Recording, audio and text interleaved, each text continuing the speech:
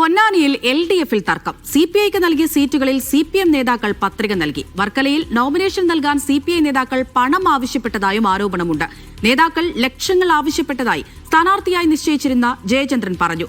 ചുങ്കത്തറയിൽ തൃണമൂൽ കോൺഗ്രസ് നേതാക്കൾ രാജിവെച്ചു. പൊന്നാനി മുനിസിപ്പാലിറ്റിയിൽ 52-53 ഡിവിഷനുകളിലാണ് CPM-ഉം CPI-യും നേർക്കുനേർ മത്സരിക്കുക. CPI ജില്ലാ കമ്മിറ്റി അംഗം AK ജബ്ബാർ ആയിരുന്നു 52-ാം ഡിവിഷനിലെ LDF സ്ഥാനാർത്ഥി. ഈ ഡിവിഷനിൽ CPM ബ്രാഞ്ച് സെക്രട്ടറി കോയയും ബ്രാഞ്ച് അംഗം അഷ്റഫും പത്രിക നൽകി. 53-ാം ഡിവിഷനിലേക്ക് DYFI മേഖലാ ട്രഷറർ ജവാദും CPI നേതാവ് റാഫിയും പത്രിക സമർപ്പിച്ചു.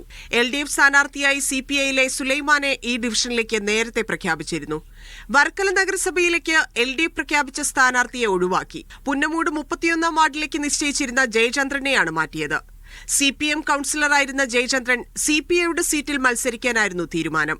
നോമിനേഷൻ നൽകാൻ CPI പണം ആവശ്യപ്പെട്ടതായി ജയചന്ദ്രൻ ആരോപിച്ചു. പ്രധാനപ്പെട്ട സ്ഥാനാർത്ഥിയെ ആദ്യം നിർദ്ദേശം കൊടുത്ത സ്ഥാനാർത്ഥിയെ തള്ളിക്കളഞ്ഞാൽ എന്തെങ്കിലും കാരണത്താൽ പാർട്ടിക്കാണ് അതിന്റെ ആവശ്യം മറ്റൊരാളെ മത്സരിക്കുക എന്നുള്ളത്. അപ്പം പാർട്ടിക്ക് അതിനൊരു ആളെ കണ്ടെത്താൻ പോലും ശേഷിയില്ല. അപ്പൊ അത് ഞാൻ പറഞ്ഞു അതിന് എനിക്ക് സാധ്യമല്ല, അതിന്റെ ബാധ്യതകൾ വഹിക്കുന്നു എന്നുള്ളത് അതിനൊന്നും പറ്റില്ല എന്ന് പറഞ്ഞപ്പോഴാണ് ഒരു മറ്റ് ഒരു സോഴ്സ് ഒരാളിനെ കണ്ടെത്തി വച്ചിരിക്കുന്നതുകൊണ്ട് എന്റെ അടുത്ത് രാഷ്ട്രീയമായിട്ട് പെരുമാറി എന്നെ ഒഴിവാക്കുകയാണ് ഉണ്ടായത്.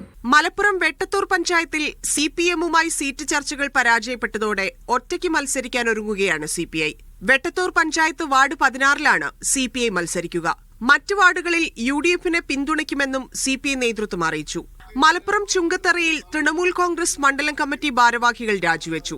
UDF-നെ തോൽപ്പിക്കാൻ പഞ്ചായത്തിൽ ഇടതുപക്ഷവുമായി യോജിച്ച് പ്രവർത്തിക്കുമെന്ന് നേതാക്കൾ പറഞ്ഞു. തൃണമൂൽ കോൺഗ്രസ് പഞ്ചായത്ത് കൺവീനറും സ്ഥാനാർത്ഥിയുമായിരുന്ന PB സുഭാഷ് നേരത്തെ തന്നെ TMC വിട്ട് CPM-ലേക്ക് പോയിരുന്നു.